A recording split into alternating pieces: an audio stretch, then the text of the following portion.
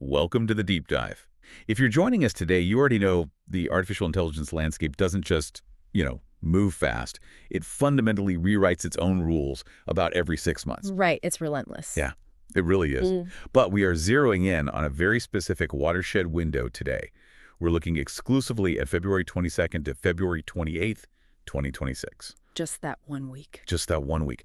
We've pulled a massive stack of primary sources, technical blogs, white papers, financial disclosures, global deployment metrics, all strictly focused on NVIDIA's ecosystem during this time frame. Which is a lot of ground to cover. It is. Yeah. And our mission for you today is to cut through all the noise and analyze the structural shifts happening right now at the foundational layer of global compute. It's a fascinating week to isolate, honestly, because if you look at the through line across all these releases, the era of generalized digital-only AI like chatbots is kind of over. This specific week marks a definitive shift towards sheer industrial scale and domain-specific execution. We are looking at AI embedding itself into the physical layer of telecommunications, pharmaceutical labs, and critical national infrastructure. Bare metal efficiency. Exactly. It's about infrastructure, latency, and bare metal efficiency. Okay, let's unpack this. We're going to start with segment A, which is research and benchmarks. We need to look at where enterprise adoption actually sits right now. Good place to start. Yeah. So on February 24th, NVIDIA published a global report on their blog. It's titled State of AI in Healthcare and Life Sciences 2026 Trends. Right, their second annual survey. Exactly. They surveyed over 600 healthcare professionals. And the headline metric here is that 70% of organizations are now actively using AI in production. Which is up from 63% in 2024. Right. And 69% of them are running generative AI workloads. What stands out in that report for me isn't just the deployment percentage, but the ROI metrics tied to it. The financial return. Right. Healthcare is notoriously risk-averse, highly regulated, but 85% of respondents reported measurable revenue gains. Wow. And 80% cited cost reductions. That tells us that the hype is translating into tangible financial and operational realities. We've moved far past experimental administrative assistance. But I have to play devil's advocate here. Are we talking about actual clinical impact, or are these organizations just streamlining billing and, automating email drafts to save a few bucks? It's a mix, but the center of gravity is definitely shifting toward core operations. You don't hit 80% cost reductions across 600 global enterprises just by automating emails. Fair point. We're seeing these models integrated into genomic sequencing pipelines, medical imaging analysis, real-time patient triage workflows. Real heavy-duty applications. Exactly. And for the listener, when we talk about 69% using generative AI, we're mostly talking about large language models, LLMs. These are systems trained on vast amounts of text to understand and generate human-like reasoning. The barrier to entry for deploying secure, compliant, on-premise LLMs has plummeted. That's why we're seeing that 70% production figure in such a regulated field. Which perfectly sets up our next segment on products and developer platforms.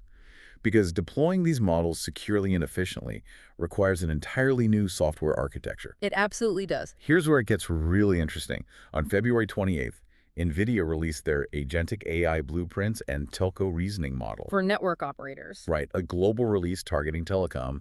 They launched an open 30 billion parameter large telco model, an LTM built on the Nemotron 3 family. The telecommunications sector is actually a perfect microcosm of what we just discussed with healthcare. How so? Well, generalized models stumble hard when confronted with highly rigid, hyper-specific telecom standards. This LTM was fine-tuned by AdaptKey AI, specifically on telecom standards and synthetic network logs. It's learning to speak the highly technical language of telecommunications. But wait 30 billion parameters. In a world where we've been scaling into the trillions for years now, 30 billion almost sounds small. Yeah, it does. Why not just throw a massive generalized frontier model at the telecom networks? Because of latency and inference costs? Yeah. If you're a network operator running an automated fault isolation workflow where the network needs to instantly identify why a node dropped and reroute traffic, you cannot afford the latency of querying a massive generalized model. It takes too long to get an answer. Right. Nor do you want to pay the massive compute cost for trillions of parameters when you only need domain-specific reasoning. Yeah. By providing these open blueprints, operators can take this highly optimized 30 billion parameter model, run it locally, and train it on their own proprietary network data. So it's lean, it's fast, and it can actively manage things like RAN the radio access network, Exactly. doing energy optimization based on live traffic. It's essentially an autonomous nervous system for the telecom grid. That's a great way to put it. Okay. But running all these localized models still requires hardware, and hardware utilization has been a massive bottleneck for everyone. Which brings us to February 27th. The Run.ai update. Yes. NVIDIA published a highly technical blog post detailing a major update to their Run.ai software, specifically optimizing NIN deployments. That's NVIDIA Inference Microservices. What's fascinating here is how software is essentially bailing out the hardware. They're bailing it out. Yeah, we obsess over chip architecture all the time, but the orchestration layer, the software running the chips, is where the actual unit economics of AI are decided. This Run.ai update introduces intelligent scheduling, dynamic scaling, and something called GPU fractions. I want to dig into that because the metrics attached to this update are wild. They are claiming a 2x doubling of GPU utilization. Right. And a 44 to 61 times faster first request latency through something called GPU memory swap. How exactly are they squeezing double the utilization out of the same silicon? It comes down to solving the fragmentation problem. Historically, compute workloads would lock up entire GPU memory blocks even if they only needed a fraction of the compute cores. So the rest of the chip is just sitting there doing nothing. Exactly. It's highly inefficient. So Run.ai is utilizing advanced bin packing algorithms. Think of it like a hyper-optimized game of Tetris, fitting variable-size compute tasks into fixed memory blocks without leaving any stranded capacity. Okay, that makes sense.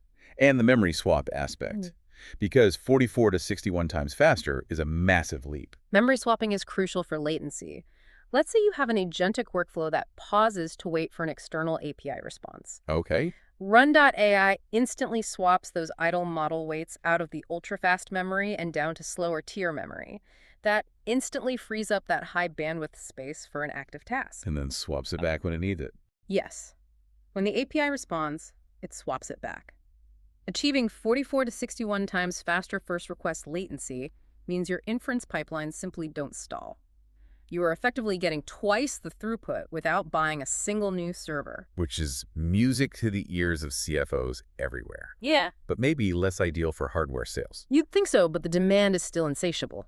Let's transition into segment C, chips and infrastructure then, because the financial scale of this hardware build-out is completely unprecedented.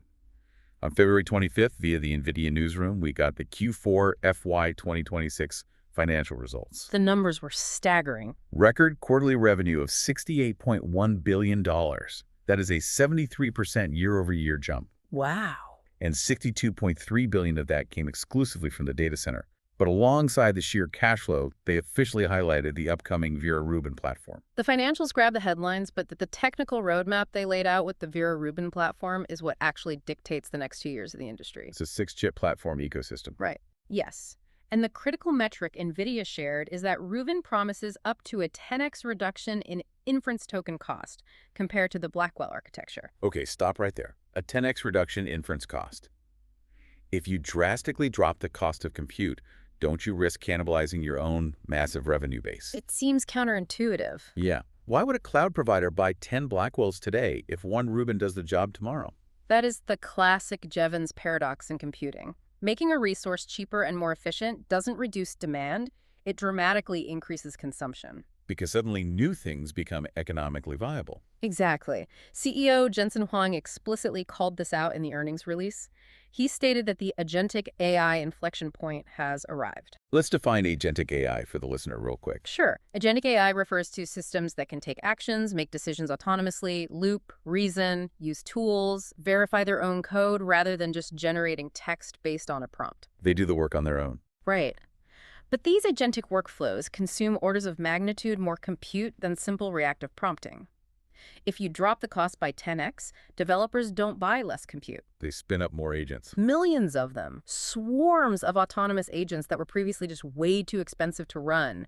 The 10x cost reduction is the prerequisite for the agentic era. That makes perfect sense. The cheaper it gets, the more complex the architectures we can afford to build. And speaking of massive complex architectures, on February 26th, Eli Lilly announced the launch of LillyPod.